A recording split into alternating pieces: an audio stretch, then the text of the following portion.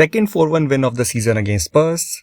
Eze becomes the third highest scorer against Spurs from an Arsenal standpoint. A feat which took Henry 10 games is achieved by Eze in only 2, and the best performance by Viktor Gyökeres by far in an Arsenal shirt. We can just summarize the Spurs game in this manner, but that would be doing injustice to where the league is and we are. So let's look at the nuance of the game. ये जो Gunners की जीत हुई है Tottenham Hotspur stadium में, क्या एक ये false don है या फिर उनकी गाड़ी एक्चुअली अब पटरी पे आ गई है?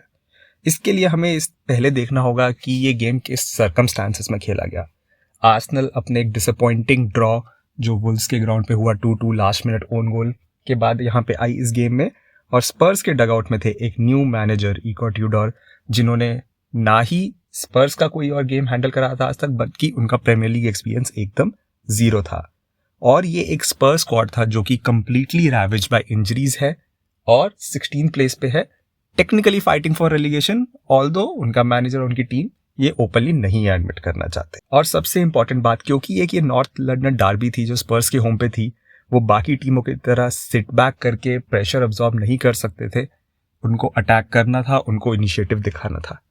और अगर आप ये बैकग्राउंड समझेंगे तो ये बहुत इंपॉर्टेंट है, क्योंकि अगर आप सेकंड और थर्ड गोल देखेंगे तो वो दोनों ऐसे ट्रांजिशन प्लेस है जिसपे स्पर्स काफ़ी अटैक कर रहे थे, डिफेंस उन्होंने वीक छोड़ा और आर्सेनल को मौका मिला।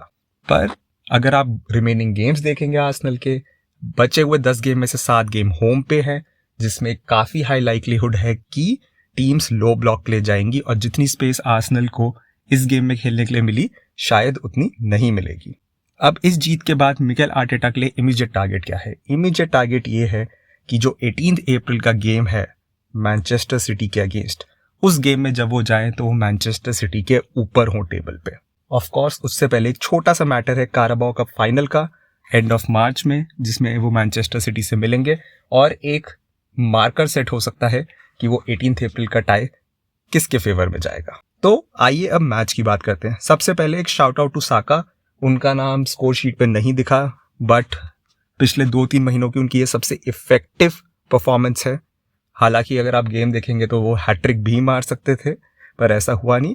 But it's about time he starts coming back to his peak form. Viktor Gyokeres of course, जैसा हमने कहा, सबसे इन्फ्लुएंशियल परफॉर्मेंस और सबसे consequential performance in an Arsenal shirt till now.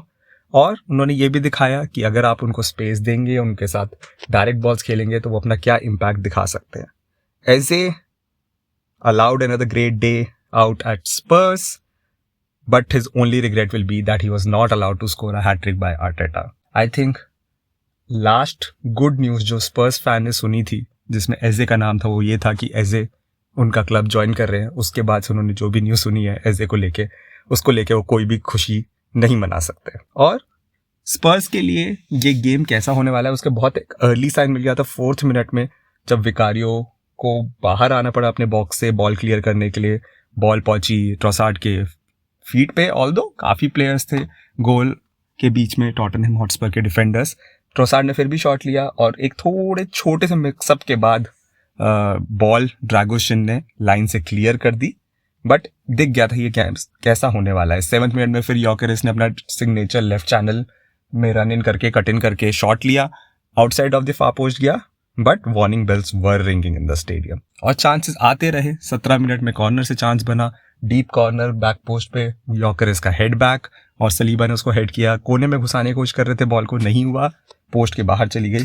और 32nd मिनट में फाइनली गोल आया एजे का। अगेन राइट में अच्छा ओवरलोड ट्रांजिशन के बाद, और साका ने फोर्सफुल बॉल खेली इनटू द बॉक्स। एजे से कंट्रोल से ज़्यादा बॉल लग के उछली थी, बट उसके बाद जो उन्होंने फिनिश करी वो काबिल तारीफ थी। बहुत अच्छा कंट्रोल दिखाया उन्होंने। फिनिश देखने में लगा इजी है, बट ऑफ कोर्स थी नहीं, बाउंसिंग बॉल थी। पर आर्सेनल की खुशी शॉर्ट लिव छोटी रही 30 सेकंड।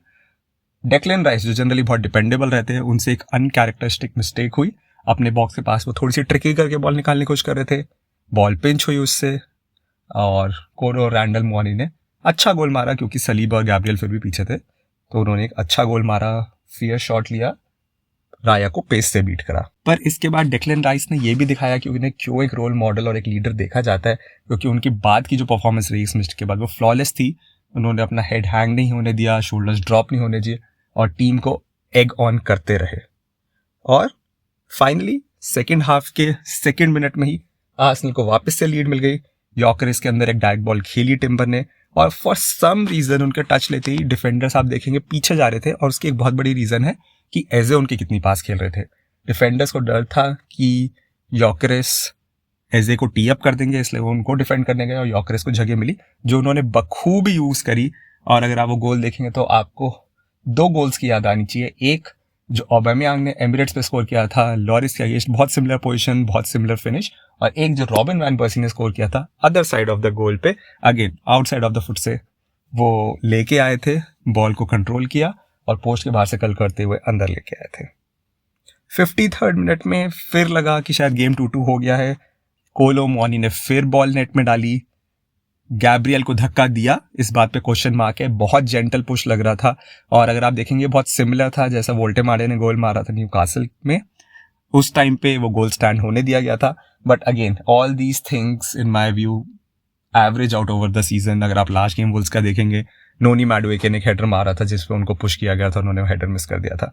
तो नेट पिक कर सकते हैं कि होना चाहिए था, नहीं होना चाहिए था, but all these things average out over the course of this. 60th minute में साका ने फिर एक अच्छा 1-2 खेला एजे के साथ, बट वो शॉट को ज्यादा कंट्रोल नहीं कर पाए, सीधा विकारियो पे मारा। और जैसे मैंने कहा, जितने चांसेस उन्होंने क्रिएट किए थे, जो उन्होंने अगले गोल के लिए भी जैसे क्रिएट करा एजे के लिए, वो खुद एक हैट्रिक मार सकते थे। 61 मिनट्स पे आया अगला गोल, एजे का गोल। साका को टैकल करके साका का शॉट तो रोक लिया, बट एजे के लिए अच्छे से टी अप हो गया। एंड अगेन थोड़ी सी बाहर से 2 स्पर्स के डिफेंडर थे, उन्होंने अच्छी फिनिश करके 3-1 बनाया। और एक क्वेश्चन जो स्टेज पे बहुत जरूरी था, क्योंकि अगर जितना 2-1 पे गेम रहता, थोड़ी सी एक नर्व्स जरूर आती, कंसिडरिंग वुल्स के गेम में क्या हुआ था। एंड लास्टली 84th मिनट में अगेन शाउट आउट टू राया, बहुत प्यारी सेव करी उन्होंने, गोल लाइन से रिफ्लेक्स दिखाते हुए बॉल को पुश आउट किया। And I have lost count कि राया ने कितनी ऐसी सेव्स करी है जहाँ पे उनका रिफ्लेक्स की जो एबिलिटी है वो फोरफ्रंट पे आई हो।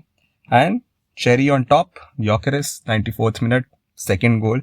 अगेन अच्छा उन्होंने दिखाया अपना स्ट्रेंथ का यूज, बॉल शील्डिंग, एंड जो उनको सेकेंड गोल जो उन्होंने मारा था उससे जो कॉन्फिडेंस मिला वो उनकी उस फिनिश में भी दिखा जो उन्होंने लास्ट गोल के लिए किया। तो overall very good performance by Gyokeres. उनको टी अप किया ओडेगार्ड ने जो सब्स्टिट्यूट होके आए थे, तो उनका भी कॉन्फिडेंस बढ़ेगा कि हाँ, he is also getting back to his best, and उनकी एक केमिस्ट्री बन पा रही है यॉकेरेस के पास।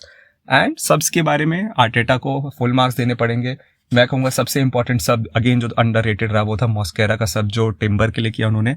आई थिंक वो एक आइडेंटिफाई कर पाए थे कि पैटर्न्स बन रहे हैं, स्पर्स ब्रेक पे आर्सेनल को अटैक करेंगे, जिसमें टिम्बर का येलो पे होना एक बहुत बड़ी लायबिलिटी थी, और उसको आर्टेटा ने स्विफ्टली एड्रेस किया so as not to go down to 10 men। And अब नेक्स्ट अप है चेल्सी, एमिरेट्स पे एक और टफ टाई। थोड़ी सी वुंडेड होगी चेल्सी, जो उनका बर्नली के साथ ड्रॉ रहा, 10 man डाउन होके फोफाना सेंड ऑफ हुए थे, तो फोफाना ये गेम नहीं खेलेंगे, डिफेंस थोड़ा सा उनका जरूर वीक रहेगा। और लियाम रोजनियर की 3री मीटिंग होगी आर्टेटा से उनके छोटे करियर में, अभी तो चेल्सी का करियर है 12-13 गेम हुए, 3री मीटिंग ऑलरेडी होगी, तो इंटरेस्टिंग होगी उनकी टैक्टिक्स देखना कंसिडरिंग देयर डिफेंस। और क्योंकि पहले 2 गेम कप गेम रहे हैं जिसमें एक डेफिसिट के साथ फर्स्ट लेग खत्म हुआ था उनके लिए, सेकंड लेग में वो काफ़ी देर तक सिट बैक किया था, एंड में अटैक कर रहे थे, तो इस गेम में क्या टैक्टिक्स लेके आते हैं रोजनियर वो देखना जरूरी होगा। एक चीज़ जो पक्का है, उनका डिफेंस इतना सॉलिड नहीं है, 1 गोल की लीड वो नहीं डिफेंड कर पाते हैं, तो उनको जितना अटैक आप प्रेशर बना पाएंगे अटैक कर करके वो बहुत इंपॉर्टेंट होगा। तो best of luck to the Gunners, let's go increase that gap now.